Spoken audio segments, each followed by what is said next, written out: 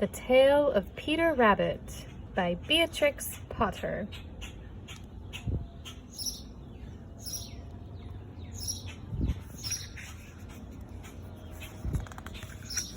The Tale of Peter Rabbit.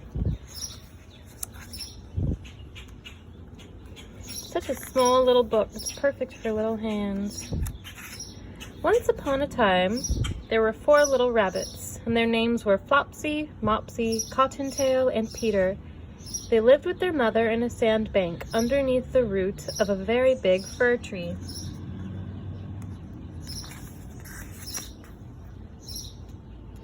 "Now, my dears," said old Mrs. Rabbit one morning, you may go into the field or down the lane, but don't go into Mr. McGregor's garden. Your father had an accident there, and he was put in a pie by Mrs. McGregor. Now run along and don't get into mischief. I am going out."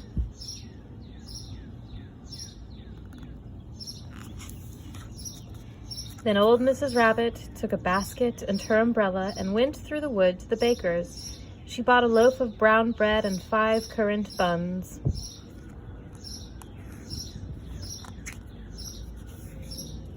Flopsy, Mopsy, and Cottontail, who were good little bunnies, went down the lane to gather blackberries.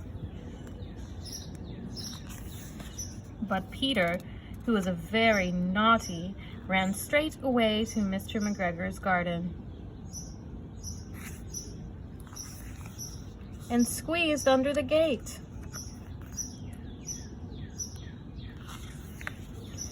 First, he ate some lettuces and some French beans, and then he ate some radishes. And then, feeling rather sick, he went to look for some parsley.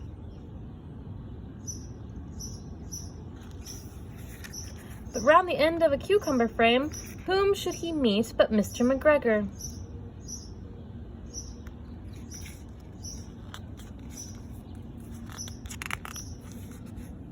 Mr. McGregor was on his hands and knees planting out young cabbages, but he jumped up and ran after Peter, waving a rake and calling out, "Stop, thief!"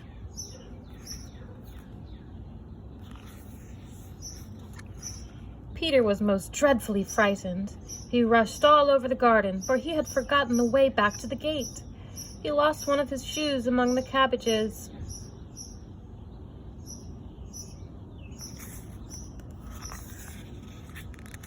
And the other shoe amongst the potatoes.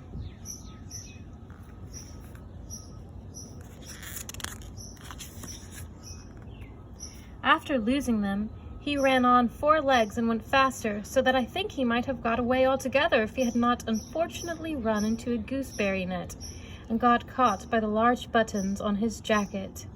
It was a blue jacket with brass buttons, quite new.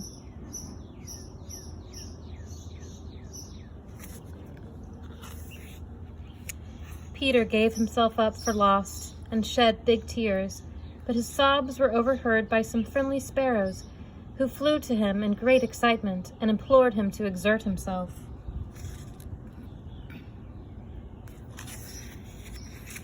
Mr. McGregor came up with a sieve, which he intended to pop upon the top of Peter, but Peter wriggled out just in time, leaving his jacket behind him,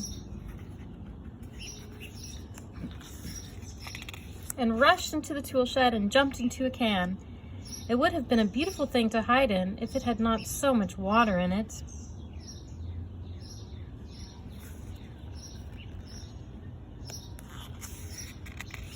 Mr. McGregor was quite sure that Peter was somewhere in the tool shed, perhaps hidden underneath a flower pot. He began to turn them over carefully, looking under each. Presently, Peter sneezed. "Kershoo!" Mr. McGregor was after him in no time.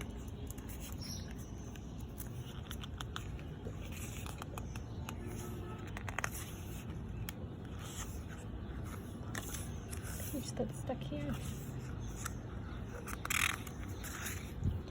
And tried to put his foot upon Peter, who jumped out of the window, upsetting 3 plants. The window was too small for Mr. McGregor, and he was tired of running after Peter. he went back to his work.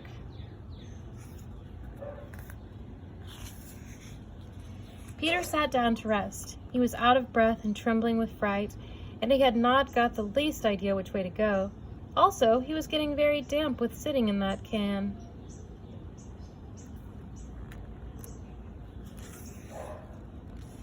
After a time, he began to wander about, going lippity-lippity, not very fast, and looking all around. He found a door in a wall, but it was locked, and there was no room for a fat little rabbit to squeeze underneath. An old mouse was running in and out over the stone doorstep, carrying peas and beans to her family in the wood. Peter asked her the way to the gate, but she had such a large pea in her mouth that she could not answer. She only shook her head at him. Peter began to cry.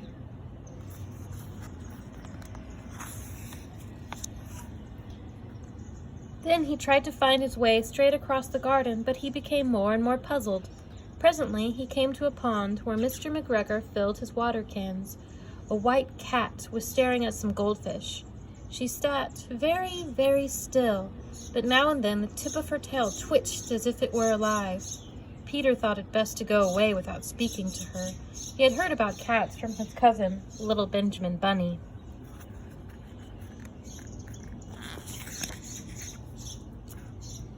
He went back towards the tool shed, but suddenly, quite close to him, he heard the noise of a hoe. Scritch, scratch, scratch, scritch. Peter scuttered underneath the bushes. There's a kitty cat tail shadow. Hi, Victor.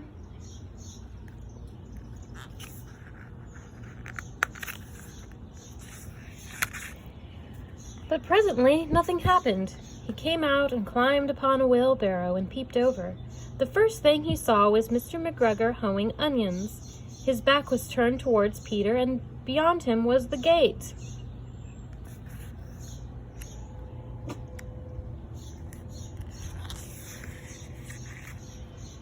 Peter got down very quietly off the wheelbarrow and started running as fast as he could go, along a straight walk behind some black currant bushes. Mr. McGregor caught sight of him at the corner, but Peter did not care. He slipped underneath the gate and was safe at last in the wood outside the garden.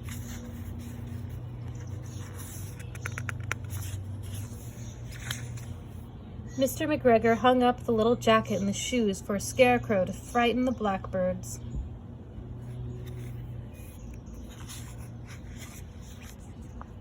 Peter never stopped running or looked behind him till he got home to the big fir tree.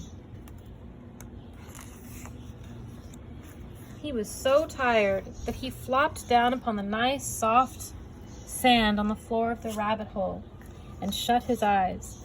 His mother was busy cooking. She wondered what he had done with his clothes. It was the second little jacket and pair of shoes that Peter had lost in a fortnight.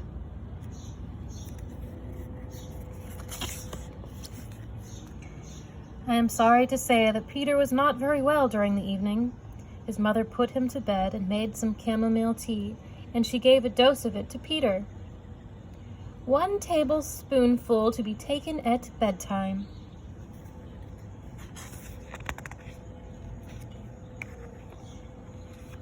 But Flopsy, Mopsy, and Cottontail had bread and milk and blackberries for supper.